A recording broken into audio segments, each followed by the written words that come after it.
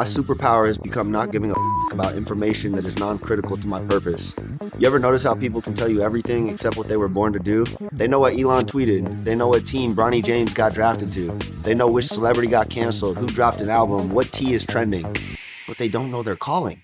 They've got 5G access to everything except themselves. I want you to see I've been trying to design this life where I can create music, drop movies, design products that change how you feel about yourself. And I want you to understand that none of this would be possible if I kept tuning into frequencies that had nothing to do with my mission. There is no power in knowing everything about nothing. The second I stopped caring about what didn't serve me, everything clicked. And brother, that's what I want for you. You are not here with me to be informed. You are here to be transformed. But that transformation only starts when you silence the noise and let the signal take over. Focus is the last real flex, and obsession is the only real way out. Stop trying to know everything. Let's start becoming something.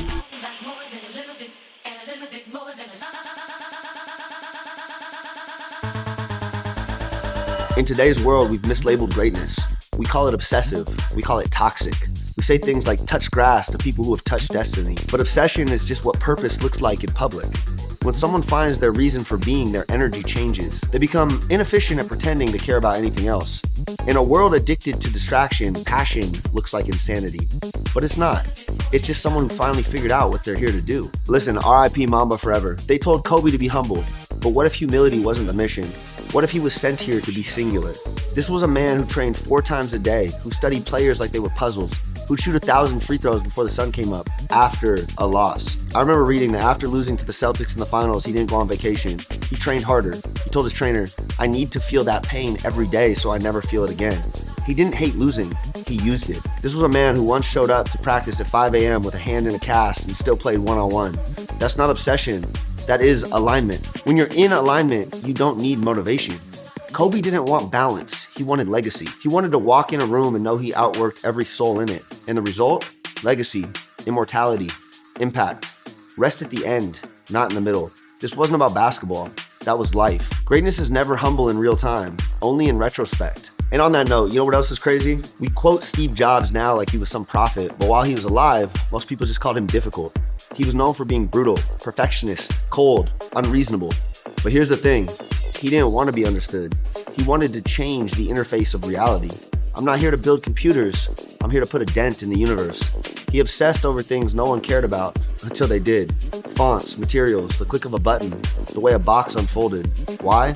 Because he knew that everything communicates. Design is language, product is belief, and reality is programmable. People who change the world don't seek comfort, they seek clarity. He had no off switch because his vision was louder than the noise. And every time they told him to slow down, to be realistic, to delegate more, he sharpened.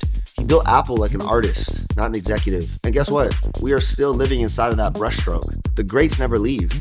They become part of the operating system. You know, I always keep it real with you. There was a time I didn't have peace. Even when the money started to hit, even when the business grew, I still felt like I was glitching. I had the resources, but not the reprogramming. This year, I made 3 non-negotiable commitments to myself. Not resolution, these are again code. Let me give them to you. First, you don't owe anyone anything. You can still be generous, you can still serve, but not from depletion. You can't uplift people while slowly drowning to keep them comfortable. I used to say yes out of guilt. I used to respond to energy that didn't match mine.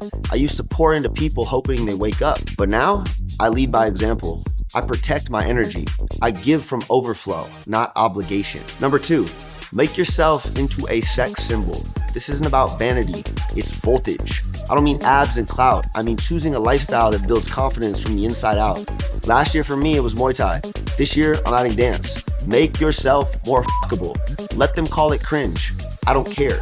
The goal is always evolution, and reproduction is biological proof of value. I need you to become someone they'd fall in love with. Keep stacking your infinity stones. Pick up a hobby that makes you dangerous. Learn a craft that makes you glow.